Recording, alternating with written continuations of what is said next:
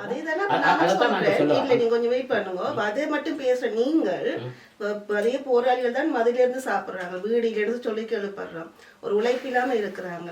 அப்படியும் இருக்கிற போராளி பற்றி தான் நீங்க பேசணும். அவங்க போராளிகள் தானே. என்ன நிறைய போராளி குடும்பங்கள் பிரிஞ்சு இருக்கு. நம்ம பிரிஞ்சு இன்னொரு கல்யாணம் கட்டி கொண்டு அண்ணா இது லொட்டரியில தானே ஒரு நாள் கோடீஸ்வரன் ஆகிறதுக்கு பையத்தானே ஒரு விஷயமும் செய்வோம். அதுக்கான ஒரு வேலை திட்டத்தை நீங்க போட்டு கொடுக்கணும். நீங்க ஸ்ரீலங்காவில் போய் பார்ப்பீங்கடா, நிறைய பேர் வந்து இங்க போட்டு சாமான் தருவாங்க, காசு தருவாங்கன்ற ஒரு மனநிலைக்கு அப்படி இருக்க. அப்ப எவ்வளவு பொருளாதாரம் புலம்பெயர் தேசங்கள் இருந்தது. முப்படை கட்டி சண்டை பிடிக்கிறதுக்கு எங்க இருந்து காசு போனது? நிச்சயமா இங்க இருந்து அனுப்பப்பட்ட நிதியில தான் நாங்க அவ்வளவு பெரிய பிரச்சனை முன்னெடுக்க முடிஞ்சுன்னு சொன்னோம்னா அதுக்கு புதுக்கிழமை இருந்தது மக்கள் தான் போய் சேர வேணும் அப்படின்னு தலைவரோட அந்த கட்டமைப்பு அப்படித்தான் இருந்துச்சு. ஆனா அது அதுக்கேற்ற மாதிரி நடந்துச்சுன்னதான் இப்ப கேள்வி. 2009க்கு பிறகு இந்த கட்டமைப்புகள் செய்தது என்னன்றதா பெரிய கேள்வியா இன்று வரைக்கும் பேசப்பட்டு கொண்டு இருக்கு.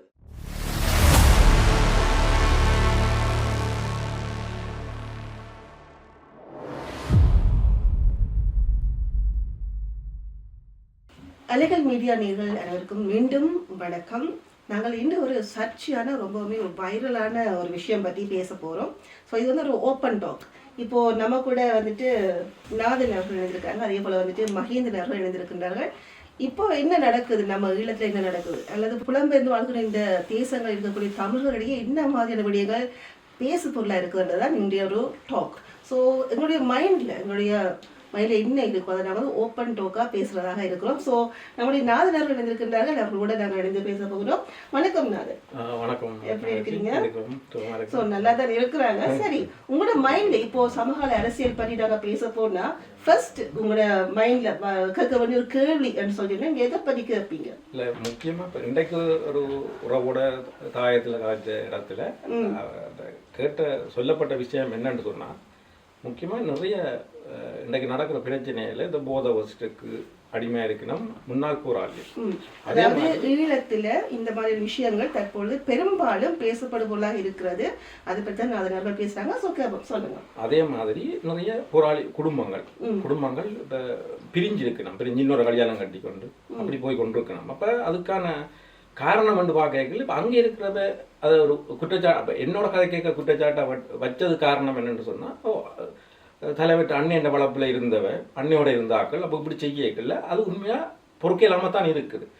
அது வந்து இப்போ புலமைந்து வாழக்கூடிய மக்கள் கூட வந்து ஒரு கல்யாணம் சரிப்பட்டு வரையிலையா, ஒரு நம்மளோட பார்ட்னர் சரியில்லைன்னு சொன்னா ரெண்டாவது மேரேஜ் பண்ணிட்டு போறாங்க தானே.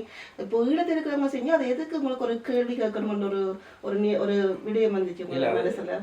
இல்லை, அது நான் கேட்கணுன்றதுக்காக கேட்கல. இப்போ உள்ள அந்த பிரச்சனையில கதைஞ்சு போயிருக்கல அந்த தங்கச்சி அப்படி சொல்றோம். அப்படி சொல்ல வைக்கல. அவைக்குள்ள ஆதங்கம் என்னன்னு சொன்னா, இப்ப வேற சும்மா ஒரு பொதுமக்களா இது இருந்து இப்படி நடக்கிற பிரச்சனையால டிவோர்ஸ் எடுத்து கல்யாணம் கட்டிட்டு சாதாரண மக்கள் செய்யறதுக்கும் இப்படி ஒரு அமைப்புல இருந்த ஒரு போராளிகள், அதாவது கடந்த போராட்டங்களை கலந்து கொண்ட போராளிகள் தற்பொழுது இப்படியான விஷயங்கள் எடுத்து செய்யறாங்கன்னு சொல்ற போதும் அது ஒரு பேசு பொருளாகுதுன்னு சொல்லிட்டுன்னா, அண்ணன் வளர்ப்புல வளர்ந்தவங்க அப்படி செய்யலாமா அப்படின்னு ஒரு கேள்வி அங்க வர்றதுதான் இதுக்கான இந்த கேள்விக்கான காரணம். அதான் நம்ம நாதனர்கள் சொல்றாங்க. சொல்லுங்க. அப்ப அப்படி கேட்க போயிருக்கல. இப்ப அங்க இருக்கிற காயத்துல இருக்கிற மக்கள் என்ன நினைக்கணும்னு சொன்னா, அவையில பிழையண்ட மாதிரி. ஆனா அது எனக்கு எந்த அறிவு எட்டுன மாதிரி நான் அங்க சொன்ன விஷயம் என்னன்னு சொன்னா, இல்ல அவையல் வந்து அவையலுக்கு ஒரு எதிர்பார்ப்பு இருந்தது. இந்த மக்களுக்காக நின்றாங்க. இந்த புலம்பெயர் தேசங்கள் எவ்வளவு கட்டமைப்புகளை தலைவர் இந்த காலத்துல கட்டமைக்கப்பட்டிருந்தது. அப்ப அந்த 2009க்கு பிறகு எல்லாம் அப்படியே கைவிட்டாச்சு. அப்ப அது ஒரு விரக்தி அவைக்கு. அப்ப கடைசி மட்டும் அவைகளுக்கான அந்த எந்த உதவிகளுமே செய்து கொடுக்க இல்லைன்னு தான் சொல்லணும். சரி, அப்போ நான் இப்ப மகேந்திரன் பார்த்து கேள்வி கேட்கிறேன். இப்போ போராளிகள் ரெண்டாவது தடவை கல்யாணம் கட்டுறாங்கன்னா பேசுற நாங்கள் அந்த போராளிகள் வந்து ஒரு வீடு இல்லாம இருக்கிறாங்க, ஒரு உழைப்பு இல்லாம இருக்கிறாங்க, ஒரு நேரம் சாப்பிட்றதுக்கு ஒரு நல்ல ஒரு சாப்பாடு இல்லாம இருக்கிறாங்க. இதை பற்றி எல்லாம் யார் பேசுவாங்க? அப்போ இல்லை என்னென்னு சொன்னால், இப்போ நீங்கள் முதல் சொன்ன கதைக்கு நான் தரேன் அப்படின்னு சொன்னால், போராளிகள் ரெண்டாவது கல்யாணம் கட்டுறதுன்றது அது அந்த அந்த பிரச்சனையை ஒட்டி தான் பார்ப்போம். அதில் சிலது கட்டக்கூடிய இதுவும் இருக்கும், சிலது சமூகத்தால் ஏற்றுக்கொள்ள முடியாத சில சம்பவங்களும் மாதிரி இருக்கும். சில பேர் அந்த ஒரு சாதாரணமான ஒரு ஆள் அந்த வேலையை செய்வதற்கும் ஒரு விடுதலை இயக்கத்திலிருந்து போராட்டத்திலிருந்து ஒரு செய்கிறதுக்கும் ஒரு சனத்தில் ஒரு பார்வை இருக்குது. அதைத்தான் நான் சொல்லுவேன். நீங்க கொஞ்சம் வெயிட் பண்ணுங்க. அதே மட்டும் பேசுற நீங்கள் அதே போராளிகள் தான் மதில இருந்து சாப்பிடுறாங்க, வீடியில இருந்து தொழில் எழுப்படுறோம், ஒரு உழைப்பில்லாம இருக்கிறாங்க. அப்படியும் இருக்க போராளி பற்றி தான் நீங்க பேசணும். அவையும் போராளிகள் தானே. என்ன இதை மட்டும் பேசுனீங்க, அதை பேச மாட்டேன்றீங்க. அதான் எப்படி கேட்டி இல்லை. இன்னொரு விஷயம் என்னன்னு சொன்னால், இப்போ யோசிச்சு பாருங்க, 2009க்கு பிறகு நாங்கள் அவையிட்ட கேட்டாங்க, ஓகே ஒரு போராளி 2009 தடுப்பு முகாமில் இருந்து வெளியில் வந்த உடனே ஏதாவது ஒரு கடைக்காரரோ இல்லாட்டி ஒரு முதலாளிமாரோ அவைக்கு வேலை கொடுத்துருக்கணுமா? அப்போ அப்படியான ஆட்களாலேயும் போராளிகள் புறக்கணிக்கப்பட்டதுதான்.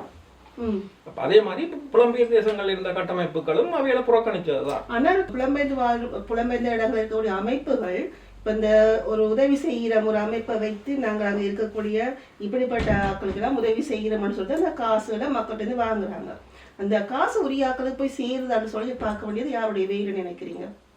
அது இப்போ காசு இப்போ நான் காசு கொடுக்குறேன்னு சொன்னா நான் தான் அதை பார்க்கணும். நான் தான் பொறுப்பு இல்லை. ஒரு போராளிக்கு அந்த காசு இப்போ நீங்கள் ஒரு போராளிக்கு தேவைன்னு சொல்லி கேட்கும்போது நாங்கள் 10 கொடுக்குறாங்க, அந்த மக்கள் 20 கொடுப்பாங்க. ஒரு போராளிக்கு நாங்கள் சேர்க்கணும்னு சொல்லும் போது அந்த காசு அந்த போராளிக்கு போய் சேருதா இல்லையான்னு சொல்லி இந்த மக்கள் பார்க்கறது கிடையாது. அமைப்பை மட்டுமே நம்பிக்கொண்டு இருக்கிறாங்க.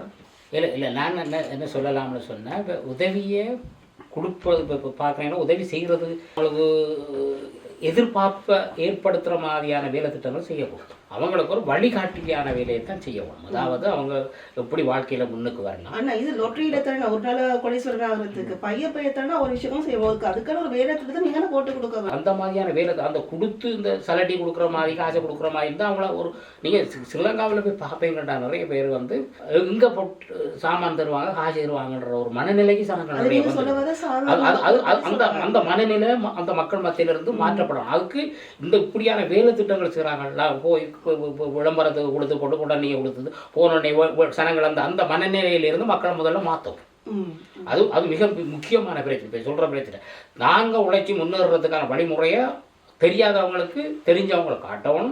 இல்லாட்டி அது சம்பந்தமாக விளங்காதவங்களுக்கு அந்த பிரச்சனைக்கு விளங்கத்தை கொடுத்து அந்த வழிமுறைகளுக்குள்ள அந்த மக்களை தாங்க உழைச்சி முன்னுக்கு வர அந்த தாங்களே சங்கட காலில் நிற்கிறதுக்கான வேலை திட்டத்தை அந்த மக்கள் மத்தியில் இந்த இங்கே இருக்கிறாங்க செய்யணும். அதை செய்கிறதுல போய் தாங்களே ஃபேஸ்புக்கில் காட்டணுன்றதுக்காக ஒரு மாட்டை வண்டி கொடுக்குறோம், ஒரு ஆட்டை அவங்களுக்கு என்ன செய்கிறோன்னு தெரியாது அந்த இடத்துல. அதுதான் பிரச்சனை. இப்போ நான் நினைக்கிறேன், அது போராளிகளாக இருந்தாலும் நாங்கள் நினைக்கலாம் போராளிகள் அவங்கள செய்கிறாங்கன்னு சொல்லி, ஆனால் அவங்களுக்கு சரியான கருத்துக்கள் சரியான வழிமுறைகள் காட்டப்படலைன்னு தான் நான் நினைக்கிறேன். என்னென்னு சொன்னால் இருந்தால் நிறைய பேர் முன்னூறு நாட்கள் இருக்காங்க. இப்போ நான் பார்த்துருக்கேன் நிறைய முடியங்கள் போராட்டத்தில் இருந்தவங்க நல்ல வசதியாக இருக்கிறாங்க, உழைச்சி இன்னும் அவங்களே சொல்கிறாங்க.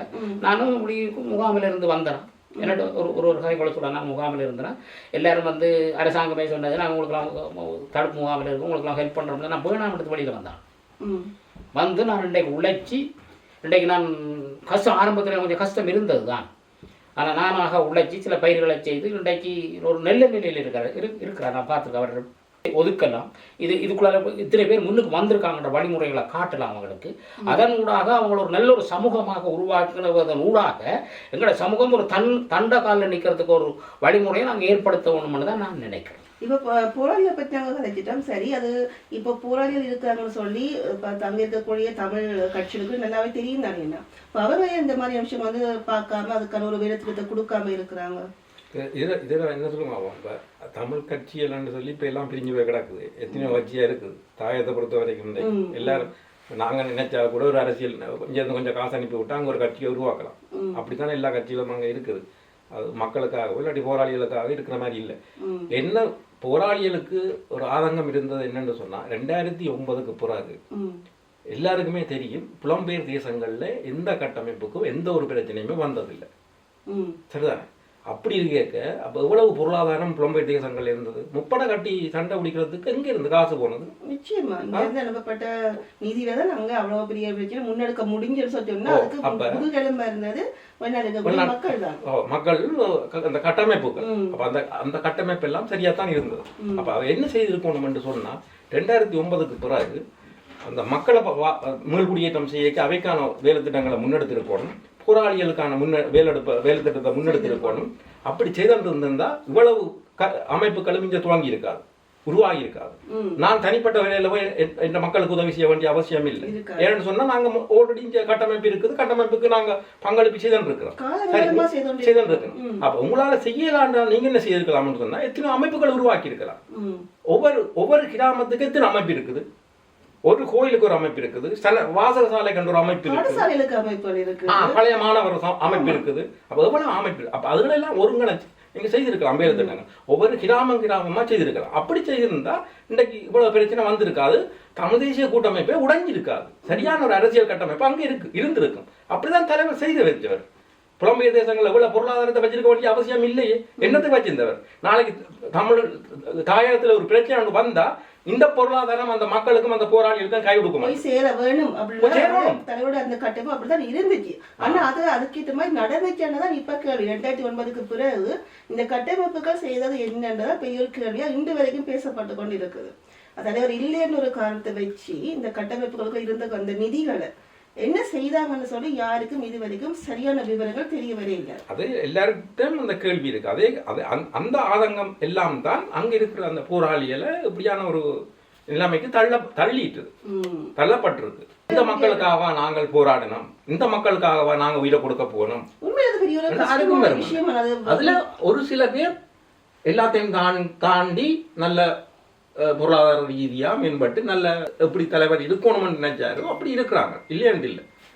ஆனா அது நிறைய பேர் அது பாதிச்சுதான் இருக்கு. இவ்வளவு காலம் கடந்து போயிடுது. அப்போ எல்லாருக்குமே தெரியும் தலைவர் வந்தா கூட அவரை வன்பனியனுக்கு தாண்டு கேட்க போறது இல்லை. அப்ப அது சும்மா ஒரு சாட்டுக்கு சொல்லி கொண்டு போகலாம் காலத்தை கடத்துறதுக்கு. அப்ப நீங்க என்ன செய்யணும், இனியண்டா சொன்னாலும் இது மக்களின் சொத்து. இங்க இருந்து அவனவன் எவ்வளவு கஷ்டப்பட்டு கொடுத்த காசுகள் தான். அப்ப இது மக்கள்கிட்ட சொத்து, மக்களுக்கு போய் சேர வேண்டிய சொத்து தான் அது.